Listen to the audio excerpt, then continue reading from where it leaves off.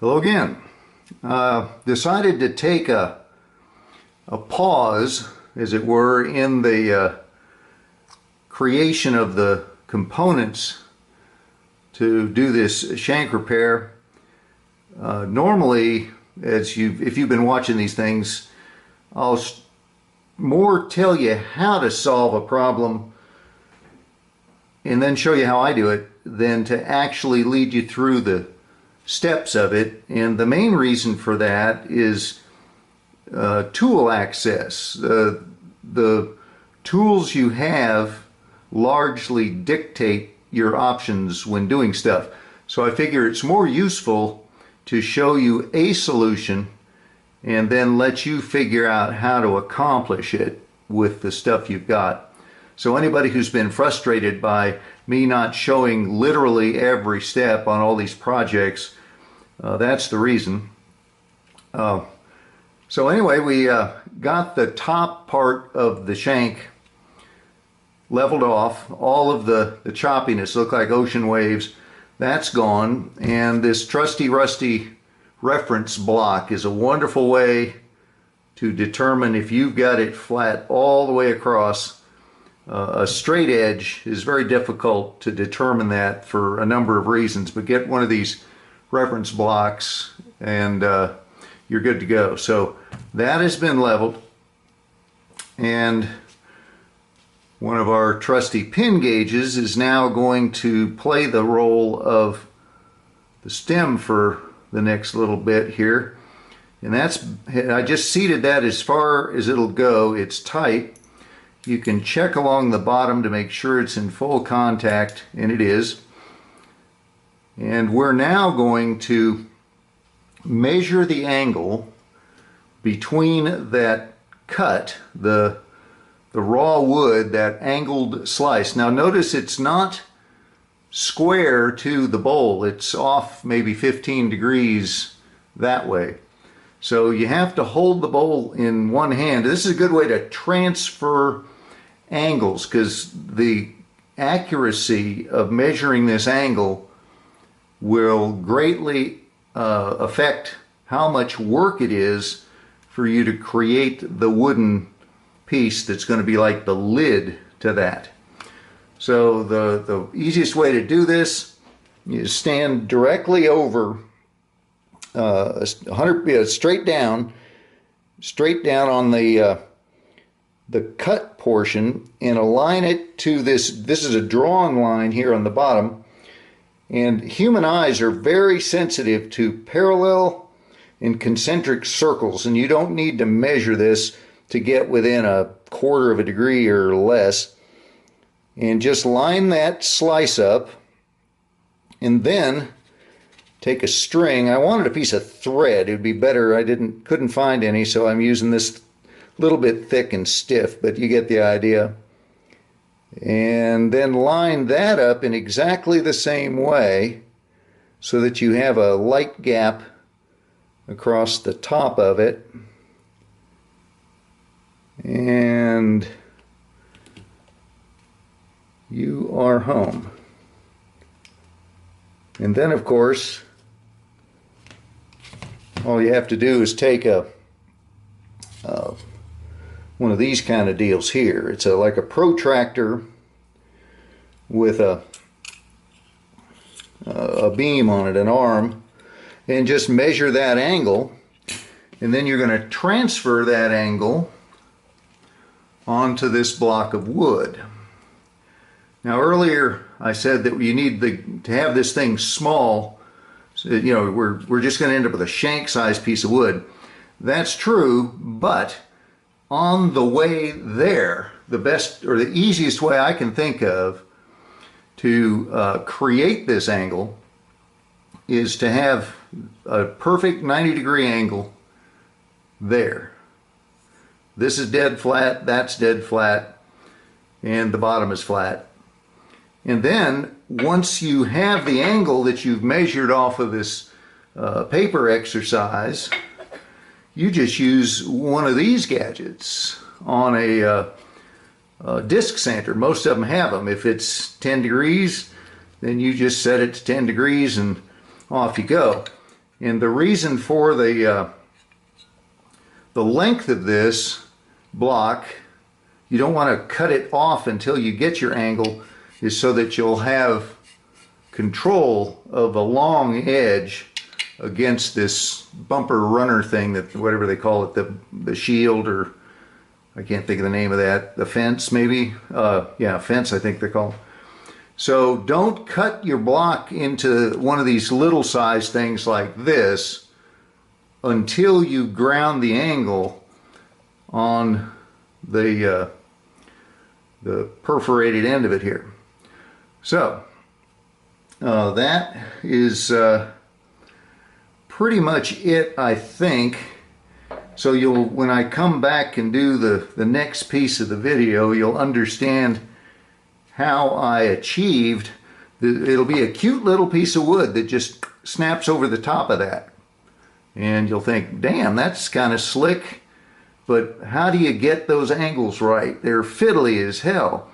Well, here you go. You just transfer this with projection and make sure that your surfaces are dead flat with something like this, and use and lap your faces of stuff. I've got, it's off camera over here, but I've got a piece of fresh sandpaper held down with duct tape on the top edge, and it's on a section of the table here that's measurably flat, and I just use it like a stroking bed where you just kind of keep going one direction. You don't push because you'll buckle the paper, but just keep doing that, and you'll get a feel for it pretty quickly. And it's hand lapping, and you'll end up with a really flat, clean surfaces when you do that.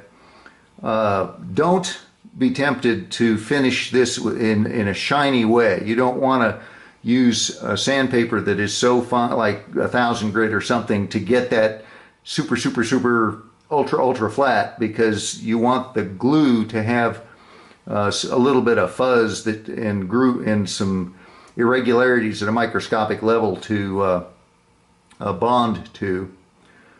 So let me think here. Nope, that ought to do it. Oh, the size of the hole you want to be, this will be self-explanatory.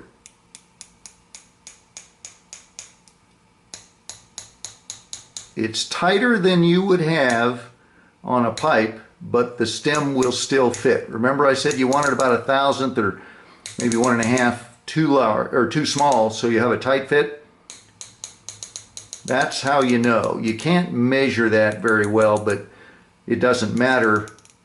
You only need to have that effect. You want that to be that tight. If it's looser than that or tighter than that, you'll have difficulty with some of the future steps here. So anyway, I'm off to grind this now at the complementary angle for that in twice. And you remember the drawing from before.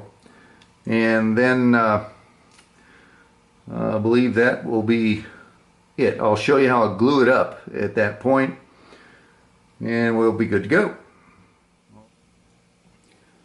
Okay, checking in. Got the little wood widget ready to glue. Here's the flat slope on this guy, which when measured with this is light tight. And here's what we ended up with for the briar graft on piece. And it looks pretty weird, but here's how it's going to work. This is our trusty rusty pin gauge.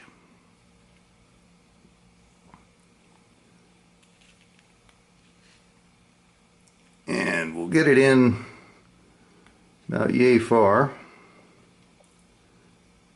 and then put it into the pocket. What's left of the mortise in the pipe, and push it hard all the way to the bottom. And when you do that, guess what? It is light tight all around. Everywhere it needs to be, there is zero gap. Now the reason for that the angle of the top of the block is the same as the angle on the shank is because we're going to prop this up to glue it, and I wanted it to be a dead vertical push and not have to mess around with making wedges and stuff. As long as I was going to cut that off, I just made it so that it wouldn't need a wedge to get the right angle. And then once this has been glued and is completely cured, we'll grind this down to shank size and texture and color it. And that's it. The only other tricky bit now is to replace this pin gauge with a piece of Delrin that is going to be cut down to exactly the same size as this. Maybe even, because it's slippery, maybe even a 3 or 4 10,000ths bigger than this, so we still get a snug fit. And then I'll wax that even on a buffering wheel a little bit, and we'll glue it in this condition right here, although replace the metal with the plastic, but it will be in that shape when it's glued. And then when you pull this out, the wood of course will stay behind. And that should be all that'll take. Now I'll record each step of the process as I go through it, but this is the tricky business. It's what's the best way to phrase it? You kind of have to have a mind for rotating shapes. They call it spatial reasoning or something like that in high school. And it seems like some people get this instantly and others struggle with it. And I think this kind of thing is part of the fun of pipe repair, is do stuff that on the surface doesn't look possible or reasonable just because people haven't seen it before. Doesn't mean that it can't be done. You just have to have some imagination. So that's it for the time being. I will make this rod, glue this up, and the next time we talk, I'll be ready to pull the rod out. That'll be a dramatic moment, because if that won't come out, well, it's a funny looking pipe. I'm not too worried. Alrighty then. See you later.